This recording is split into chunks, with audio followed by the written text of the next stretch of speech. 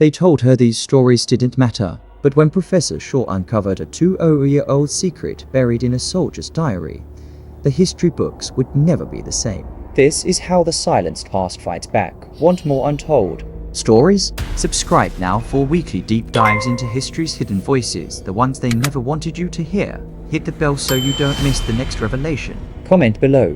Whose story do you think history erased?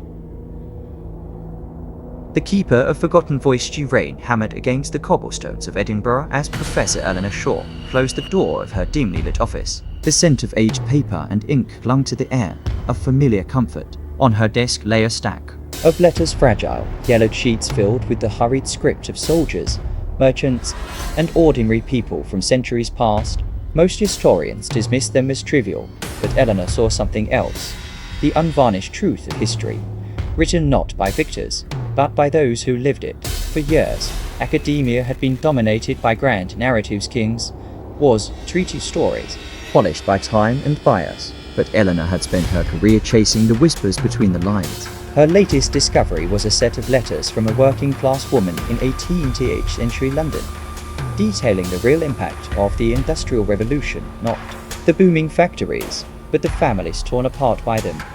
Her colleagues called it sentimental. History is about power, Eleanor, not feelings, they said.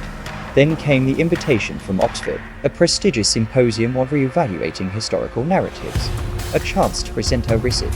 The night before her lecture, Eleanor sat in her hotel room, staring at her notes. Doubt gnawed at her. Would they listen, or was she just shouting into the void? The next morning, the hall was packed. Faces of renowned historians, skeptics, students. She took a breath and began not with dates or decrees, but with the words of a laundress named Margaret Hale.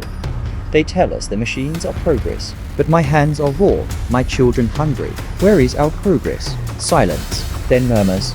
A young doctoral student leaned forward, eyes alight. An elderly professor frowned, but didn't interrupt shortly by the end. The room wasn't convinced, but it was questioning. And that, Eleanor knew, was where true history began. Epilogue. Years later, a new generation of historians cited her work. Textbooks included excerpts from ordinary voices. The past, at last, felt a little more human.